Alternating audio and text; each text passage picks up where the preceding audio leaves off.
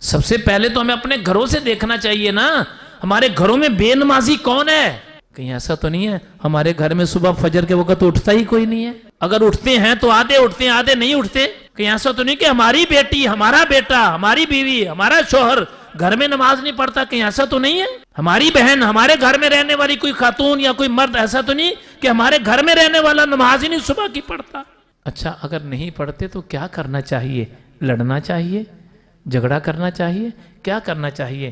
میرے بھائیوں، پردے میں سننے والی بہنوں اور بیٹیوں، میں بڑا اچھا حل دیتا ہوں آپ کو۔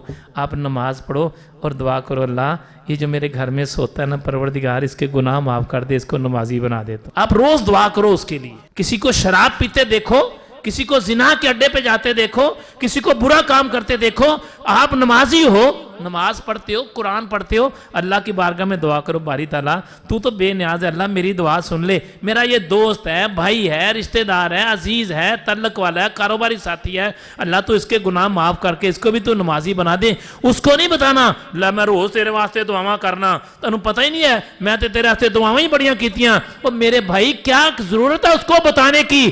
جزا تو نے لینی ہے اپنے مالک کی بارگاہ سے، اجر تو نے لینا ہے اللہ کی بارگاہ سے، انعام تجھے ملنا ہے اللہ کی بارگاہ سے۔ پھر یاد رکھ، تو کسی کے لیے دعا کرو مہربانی تم اہل زمین پر خدا مہربان ہوگا۔ تو کسی کے لیے دعا کر کے دیکھ تو صحیح۔ ہم نے معاشرے میں کیا دیکھا ہے؟ کوئی بندہ غلط ہے نا، کوئی چوری کرتا ہے، دھوکہ دیتا ہے، غلط بیانی کرتا ہے، جھوٹ بولتا ہے، وغیرہ وغیرہ ایسے کام کرتا ہے نا، ہم اسے نفرت کی نگاہ سے دیکھتے ہیں۔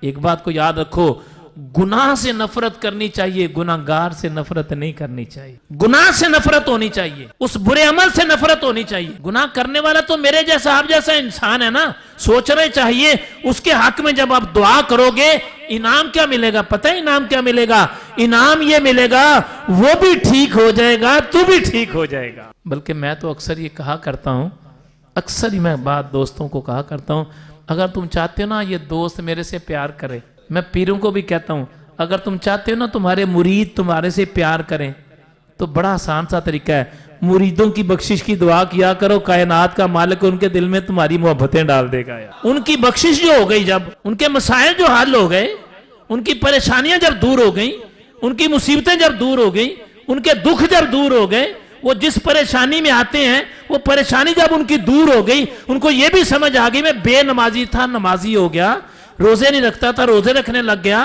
گناہ کی دلدل میں پھنسا تھا اللہ نے مجھے بچا لیا۔ جب وہ ساری چیزوں سے بچ جائے گا تو رب کعبہ اس کے دل میں تیری محبت ڈال دے گا، پھر وہ تیرے سامنے ہاتھ باندھ کے بھی کھڑا ہوگا، تیرے ہاتھ بھی چومے گا۔